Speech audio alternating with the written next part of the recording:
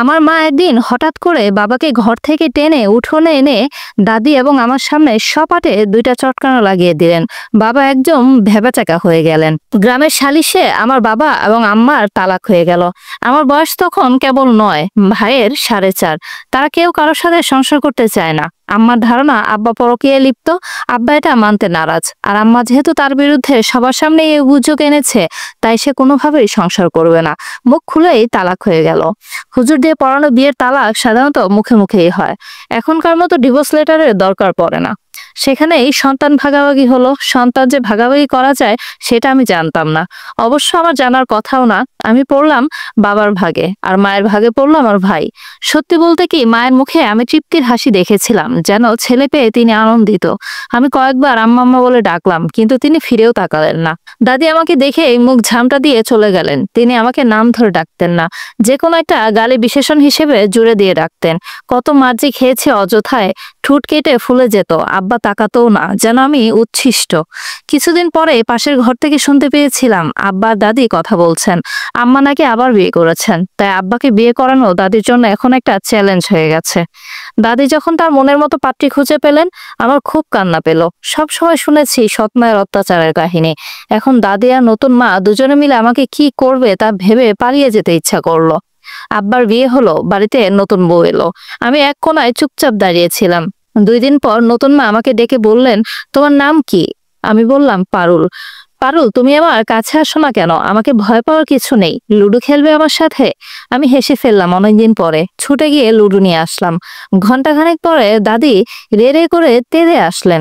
ও বউ, তুমি নতুন, তাই কোনো কাজকর্ম করতে বলি না। তার মানে এই না যে বৈশা বৈশা তুমি বাচ্চা মেয়ের সাথে লুডো খেলবা, বাচ্চা মেয়ের মাথা খাইবা, আর এ মেয়ের সাথে বেশি মিশবা না। ওর মা ছিল একটা দুশ্চরিত্রা, বড় হইয়াও নিজেও তাই হইব। আপনি একটা বাচ্চারে নিয়ে এমন কথা কেমনে বলেন মা? কি বললি তুই? আমার মুখে মুখে কথা? দাঁড়িতে আসছিল। আমি ভয়ে গুটিয়ে গেলাম। আমারে অবাধ্য হইতে বাধ্য করবেন না, আমিও তো নরম না। চলো পারুল, ঘরে যাই। আমি নতুন মায়ের সঙ্গে ঘরে গেলাম। আব্বা আসতে দাদি কান্নাকাটি করে নালিশ জানালেন। আব্বা রণমূর্তি ধারণ করে ঘরে আসার সঙ্গে সঙ্গে নতুন মা বলে উঠলেন, খবরদার আমার সাথে উঁচু গলায় কথা বলবেন না। আগে সত্যতা যাচাই করবেন। ভুলে যান না, আপনার আগের বউ কিন্তু চইলা গেছে। আব্বাকে মনে হলো দ্বিধান্বিত। আমার নতুন মায়ের বয়স ছিল 16 থেকে 17। তিনি ভেবেছিলেন এই বাচ্চা মেয়ে কি এমন করবে। নতুন মায়ের সাথে আমার সম্পর্ক হয়ে গেল বান্ধবীর মতো। তিনি সব রান্নাবান্না কাজকর্ম শেষ করে আমাকে পড়াতে বসান। স্কুলে আবার ভর্তি করেছেন। মাঝখানে স্কুল বন্ধ হয়ে গিয়েছিল। আমরা উঠোনের চারপাশে বিভিন্ন শাকসবজি লাগাই। তিনি আমাকে একটু একটু করে রান্নাবান্নাও শেখান। দাদি হাজার রকম ভাবে বাবাকে নতুন মা সম্পর্কে নালিশ জানাতো। 1 দিন 2 দিন 3 দিন দেখলাম নতুন মায়ের গায়ে মারের চিহ্ন। সেই চিহ্ন দেখে দাদি খুবই তৃপ্তি। তারপর একদিন কি জানি হলো, মা বাবাকে ঘর থেকে টেনে উঠোনে এনে দাদি এবং আমার সামনে সপাটে 2টা চটকানা লাগিয়ে দিলেন। বাবা একদম ভ্যাবাচ্যাকা হয়ে গেলেন। প্রত্যেক দিন যা হয় বন্ধ করে হয়, কেউ দেখে না। দেখলেও আমার কিছু যায় আসে না। কিন্তু আজ যা হইলো, আপনার মা আর মাইয়া দুজনেই দেখছে। এই শরম লাগবেন কই? আর একদিন যদি আপনার মায়ের কথা আমার গায়ে হাত তুলেন, সেই হাত আমি ভেঙে দেব। আর আপনার বুই মারে কইয়া দিয়েন, সে যদি না শুধরায়, তারা রাইতে ঘুমের মধ্যে বালিশ চাপা দিয়ে মাইরা ফেলামো। তারপরে থানা পুলিশ যা করার কইরেন। নতুন মা আমাকে নিয়ে ঘরে চলে গেলেন। পেছনে তাকিয়ে দেখলাম দাদি ভয়ে কাঁপছে, আর আব্বা হতভম্ব হয়ে তাকিয়ে আছে।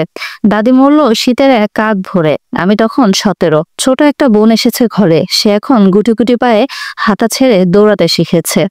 সময় কাটলো। নতুন মায়ের শিক্ষা আর নিজের মেধার জোরে ঢাকা ইউনিভার্সিটিতে ল ডিপার্টমেন্টে চান্স পেলাম। হলে উঠলাম। দাদি মরার পর থেকে একটা গুঞ্জন কানে আসছিল, বাবার সাথে নাকি আবার কোন মহিলার যোগাযোগ। নতুন মা আমাকে সেগুলো পাত্তা দিতে নিষেধ করেন। পড়াশোনায় মনোযোগী হতে বলেন। পরে কানে আসে সেই মহিলা আর কেউ নয়, আমার নিজেরই গর্ভধারিণী মা। আমার কি খুশি হওয়া উচিত ছিল কে জানে। আমি কিন্তু খুশি হতে পারিনি, বরং ভীষণ রাগ হয়েছিল। আম্মা তার ওই সংসারে খুশি ছিল না। সে আবার ফেরত আসতে চায়। হলে থাকতে একদিন খবর পেলাম সেই মহিলা, মানে আমার আসল মাকে, বাবা বাড়িতে নিয়ে এসেছেন। আমি বাড়ি ফিরলাম। নতুন মায়ের মুখে মারের দাগ, বোনের শরীরেও।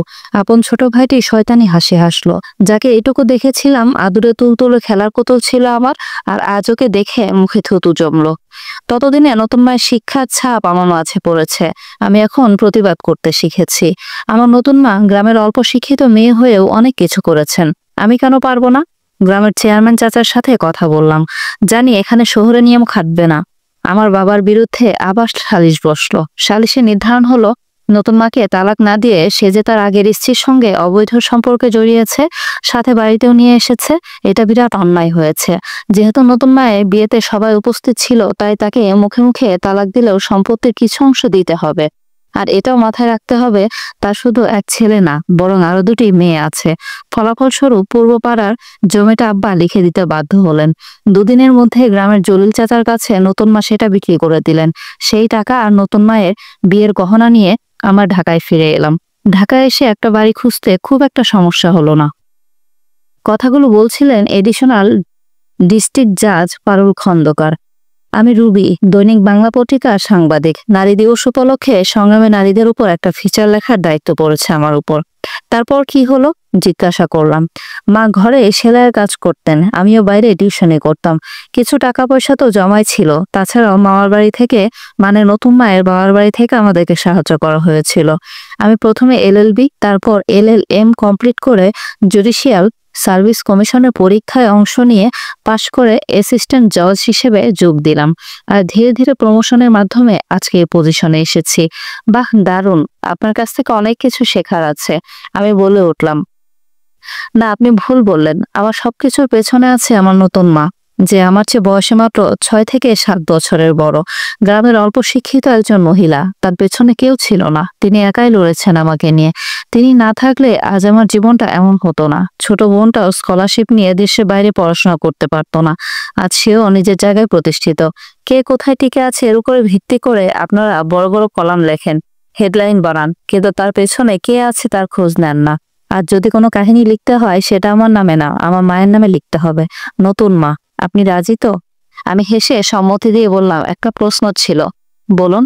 আপনার আসল বাবা মায়ের কি হলো তাহলে?